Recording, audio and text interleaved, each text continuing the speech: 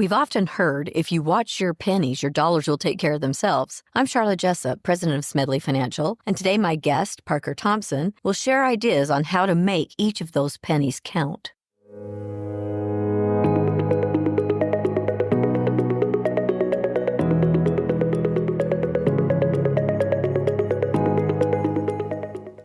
Welcome to the SFS Power Up Wealth podcast, where we provide impactful insight and expert opinions on timeless financial principles and timely investment topics, preparing you to make smarter decisions with your money.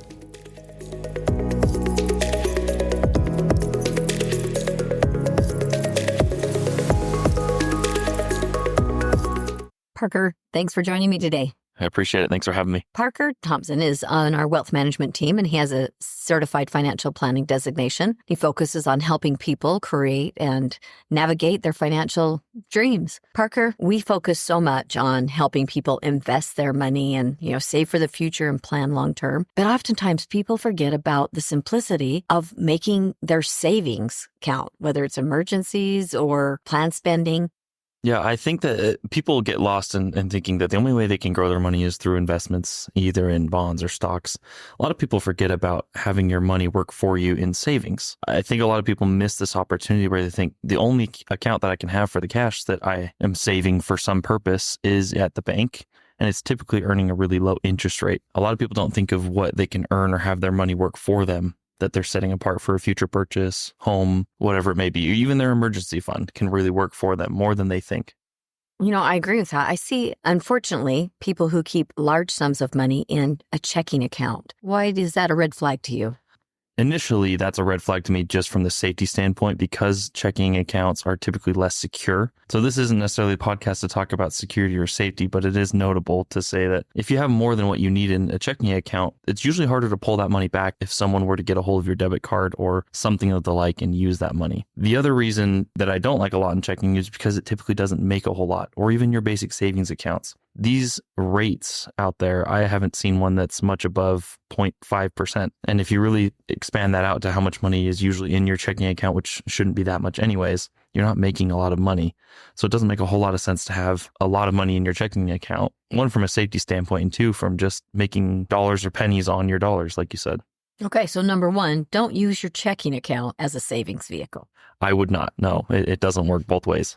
So then if people they have extra money, because a lot of people have discretionary income that they're saving for, maybe they're going to be buying a home, or maybe they just keep it for emergency funds. Maybe it's planned spending, people who save up for expenses that are coming throughout the year. What do you recommend? What are some other options then? Yeah, there are other vehicles for savings that you've heard of and that many people that are listening to this podcast have heard of. And these are not going to be anything new, but I think what is new is some of the rates as they've been presented in the last couple of years as they've gone up with inflation. Some of these rates are very attractive. So things like using CDs or certificates of deposit, using a high yield savings account, or even just money market accounts. These are things that are already at your banks or things that you can access at the banks that you currently have your checking and savings accounts in. They just give you higher interest, but they're essentially the same vehicle of earning interest. They just give you a better rate, but they have the same safety, relatively the same terms of just keeping that money there for use in the future. But while you have it there, it just does better for you. So talk about the liquidity of these different types of accounts, because if it's your savings, you might need to have access to it, or, it could be maybe a longer term. That is the main consideration when you're saving for something like a big purchase in the future or home. You want to make sure that money is liquid at the time that you need it. As we know, savings accounts, checking accounts, even money markets are fairly liquid. You can pull anytime. The only stipulation between a money market and a savings account is that you only have 3 transactions per month versus 6 transactions or plus for a savings or a checking account where they're unlimited. But most people, if they have a big chunk saved for something that's a big purchase in the future, they usually aren't transacting 3+ times a month. So in that regard, why not take the higher interest rate with a money market? The high yield savings account is just as liquid as a normal savings account. It has the same rules there. The only thing that has a little bit of a liquidity snag on it is a CD. And this is typically why CDs have a little bit of a higher interest rate, is because you're giving up the liquidity to get the higher interest rate, the higher growth. And these are anywhere from 5-6 months upwards to 2 to 3, 4, 5 years. Right now, the most common ones people are doing are 6 months to 12 months. And that's usually locked up for that time at the bank that you're using until you need it. You can always get to it beforehand, but there are penalties involved. So what would you tell someone who has maybe a combination of needs? Like most of us, we don't just have one need. We have many things that we're trying to prepare for and save for. How would someone structure that? I like to think of things in time frames. This is the overarching theme as far as investments go and savings. Anything that is needed for the next 1 to 12 months, I think it probably needs to be in some sort of a money market or high yield savings account. Could even be in a CD. If you know that CD, when that money comes due in a year or 18 months from now, that you're going to need it at that time, if you know definitely when that time frame is going to be, you can put it in a CD and have it less liquid. But if you know that some purchase is going to come up in the next 6 to 12 to 18 months, you might want to have it in something like a high yield savings or money market so you can pull on it. Anything that starts to stretch out past 3 years, 3 to 5 years, even 7 to 10 plus years, that's when we start talking about investing and getting it in the market, because those interest rates or those annualized returns are going to be better than what you're getting offered for your savings accounts. So even for more conservative investments, you can really invest conservatively if your time frame's longer than, say, 3 years. Yeah, I mean, we know that you can invest in any sort of vehicle for as long as you want. Our main concern is we don't want to be too conservative that we're losing our purchasing power and that our dollar is losing its purchasing power to something that we've heard many times on this podcast, inflation. It's been a very hot topic and we've talked about it a lot. The number one thing with these rates that I'm presenting in this article is how can we outpace inflation? How can we keep our standard of living up with the cost of living that's going up and up and up? That's kind of the balance. You want to be conservative and grow your money into the future, but you don't want to be too conservative that you're losing out to inflation.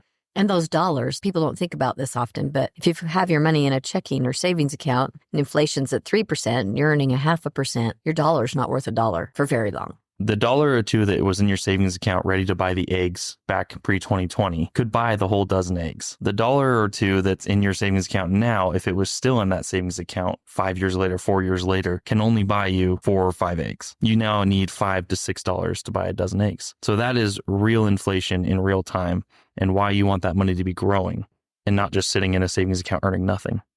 That makes perfect sense. Talk a little bit about laddered CDs. I think that's a term that's thrown around quite a bit. It's a strategy that you can use. You can use 1 or 2 CDs just up front for a certain time frame. But if you want some liquidity happening at every interval that you may or may not need the money, you can buy, instead of just 1 CD that's 18 months and you can only access it 18 months from now, you can buy, let's say, 6 CDs that are at different time frames, one that comes due in 3 months, one in 6, one in 9, 12, so on and so forth. And then you have a little bit of money that is liquid every time you may or may not need it. So it's a way to sort of take advantage of some of the higher short-term interest rates and keep some of that money that's going to be needed longer term, 18 months, 2 years, still in a CD, but it gives you the option to have some liquidity so you don't have to pull it out for a penalty. Parker, I think that most of our listeners have probably seen online high yield savings. Talk to us about that. Yeah, it seems to become a newer term and a lot of people haven't heard of it, but it seems to be more and more popular as we're getting into these rates and where you should put your cash. But in addition to a savings account, there's a high yield savings account. These can be at brick and mortar locations, but most often they're at online sites that you can go to and online banks. They don't have the overhead of a brick and mortar location, so they can offer you a higher rate. And they're just as secure, they're FDIC insured, which is all this stuff that we like to see. These high yield savings accounts typically will offer CD rates or a little bit less than what a CD is offering, but at the same liquidity as a normal savings rate. So whatever competitive rate you want to get right now, these high yield savings accounts are typically getting you that best one, that best rate right now.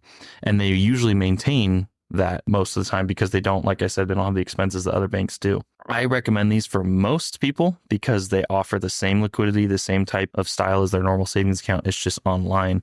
So if people can get comfortable with exchanging back and forth online with this bank, and they're not necessarily obscure names. A lot of these are bigger bank names that we know of and trust. And that would be my word of caution or my recommendation. There are a lot of high yield savings accounts out there that are offering very high rates, almost like a marketing ploy, that are almost too good to be true.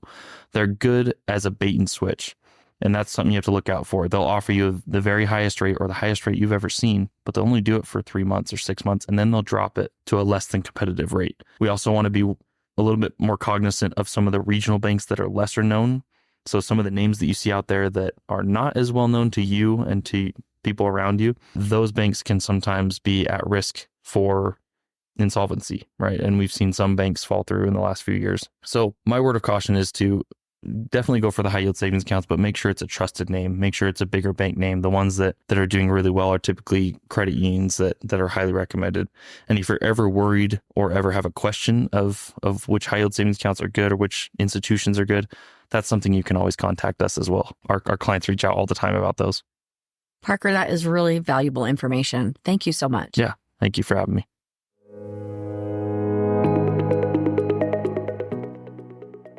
Thank you for joining the Power Up Wealth podcast. Smedley Financial is located at 102 South, 200 East, Suite 100 in Salt Lake City, Utah, 84111. Call us today at 800-748-4788. You can also find us on the web at smedleyfinancial.com, Facebook, Instagram, Twitter, and LinkedIn. The views expressed are Smedley Financial's and should not be construed directly or indirectly as an offer to buy or sell any securities or services mentioned herein. Investing is subject to risks, including loss of principal invested. Past performance is not a guarantee of future results. No strategy can assure a profit nor protect against loss. Please note that individual situations can vary. Therefore, the information should only be relied upon when coordinated with individual professional advice. Securities offered through Osaic Wealth Inc., member FINRA SIPC. Investment advisory services offered through Smedley Financial Services Inc. Osaic Wealth is separately owned, and other entities and/or marketing names, products, or services referenced here are independent of Osaic Wealth.